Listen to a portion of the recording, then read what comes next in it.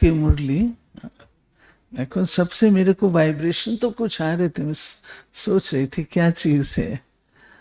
अच्छा, ब्राह्मण जीवन का श्रृंगार स्मृति, वृत्ति और दृष्टि की स्वच्छता। स्वयं विधाता बाप दादा ने सभी बच्चों को गोल्डन चांस दिया है। ये डेट है 9/5/83। स्वयं विधाता बाप दादा ने सभी बच्चों को गोल्डन चांस दिया है कि विधाता के बच्चे हो, इसलिए जो जितना भाग्य बनाना चाहे, जितना सर्व प्राप्ति स्वरूप बनना चाहे, हर एक को संपूर्ण अधिकार है।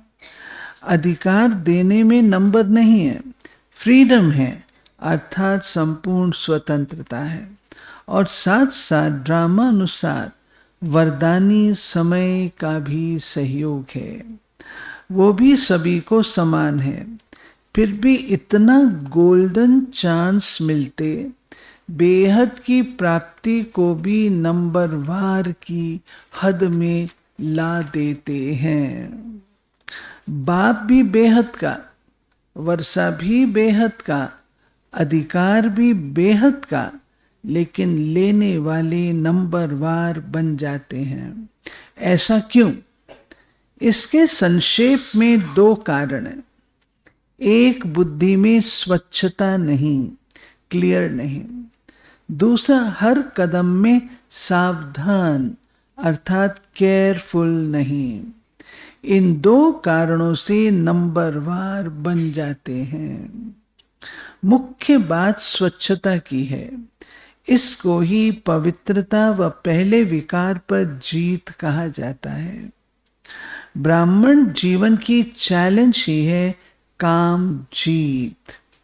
जैसे नामधारी ब्राह्मणों की निशानी चोटी और जनेऊ है, वैसे सच्चे ब्राह्मणों की निशानी पवित्रता और मर्यादाएं हैं।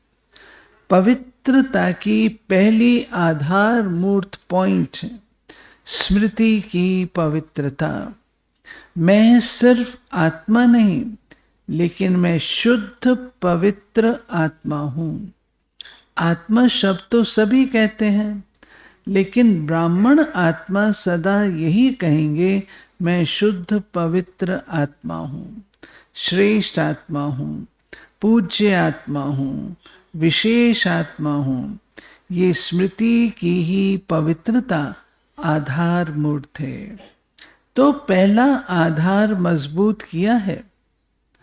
बाबा पूछते हैं, उसके बाद वृत्ति और दृष्टि। जब स्मृति में पवित्रता आ गई कि मैं पूज्य आत्मा हूं, तो पूज्य आत्मा का विशेष गायन क्या है?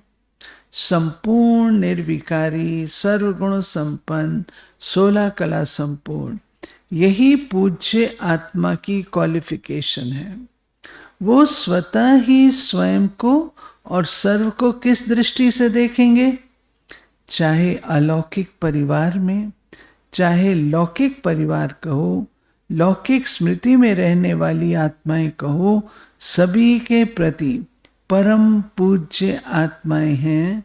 वह पूज्य बनाना है, यही दृष्टि में रहे। पूज्य आत्माओं अर्थात अलौकिक परिवार की आत्माओं के प्रति अगर कोई भी अपवित्र दृष्टि जाती है, तो ये स्मृति का फाउंडेशन कमजोर है और ये महा महा महा पाप है। किसी भी पूज्य आत्मा प्रति अपवित्रता अर्थात दैहिक दृष्टि जाती है कि ये सेवाधारी बहुत अच्छे हैं, ये शिक्षक बहुत अच्छी है, लेकिन अच्छाई क्या है? अच्छाई है ऊंची स्मृति और ऊंची दृष्टि की। अगर वो ऊंचाई नहीं तो अच्छाई कौन सी है? ये भी सुनहरी मृग माया का रूप है, ये सर्विस नहीं है। संयोग नहीं है, लेकिन स्वयं को और सर्व को वियोगी बनाने का आधार है। ये बात बार बार अटेंशन रखो, क्योंकि ये महापाप कभी प्राप्ति स्वरूप का अनुभव करा नहीं सकता। सदा ही कोई न कोई कर्म में, संकल्प में, संबंध संपर्क में डिफेक्ट व इफेक्ट इसी उतराई चढ़ाई में चलता रहेगा। कभी भी परफेक्ट स्थिति का अनुभव नहीं कर सकेगा। इसलिए सदा याद रखो, पूज्य आत्मा के बदले पाप आत्मा तो नहीं बन गए। इसी एक विकार से और विकार स्वतः पैदा हो जाते हैं। कामना पूरी न हुई तो क्रोध साथी पहले आएगा। इसलिए इस बात को हल्का नहीं समझो, इसमें अलबेले मत बनो। बाहर से शुभ संबंध है, सेवा का संबंध है। इस रॉयल रूप के पाप को बढ़ाओ मत। चाहे कोई भी दोषी हो इस पाप के, लेकिन दूसरे को दोषी बनाए स्वयं को अलबेले मत बनाओ, मैं दोषी हूं। चाहे सेवा के सहयोग की तरफ भी विशेष झुकाव है, ये भी लगाव है। और जब कोई भी इशारा मिलता है तो इशारे को इशारे से खत्म कर देना चाहिए। भाई इशारा देते हुए ऐसा नहीं करो, आपके लिए थोड़ा सा ये सुनने में आता है, ऐसा नहीं करो। तो इशारा मिला तो उसको इशारे से खत्म कर देना चाहिए। अगर जिद करते हो और सिद्ध करते हो, स्पष्टीकरण देने की कोशिश करते हो, इससे समझो स्पष्टीकरण अपने पाप की करते हो, बात की नहीं करते हो। पाप की लकीर और लंबी करते जाते हो। इसलिए जब है ही विश्व परिवर्तन के कार्य में, तो स्व परिवर्तन कर लेना यही समझदारी है। अगर कुछ नहीं है तो नहीं कर दो ना, अर्थात स्व परिवर्तन कर बात का नाम निशान खत्म कर दो। ये क्यों, ऐसा क्यों, ये तो चलता ही है। ये वायुमंडल की अग्नि में तेल डालना है, आग को भड़काना है, बात को बढ़ाना है। इसलिए फुल स्टॉप लगाना चाहिए।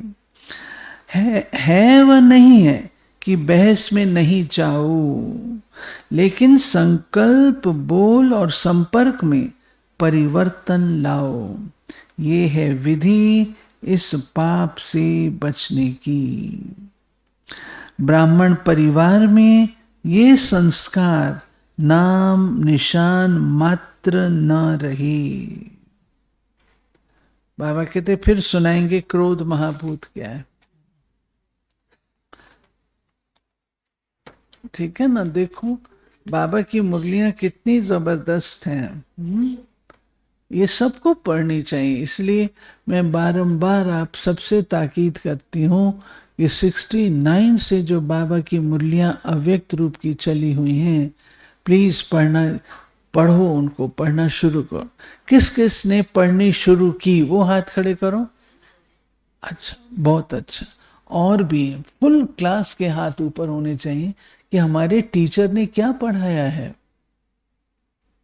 हमारा टीचर हमको क्या पढ़ाता है। फुल सबकी लाइब्रेरी में सब कुछ अवेलेबल है। सब बैठ के पढ़ो, टाइम लगाओ, इसमें टाइम लगाओ।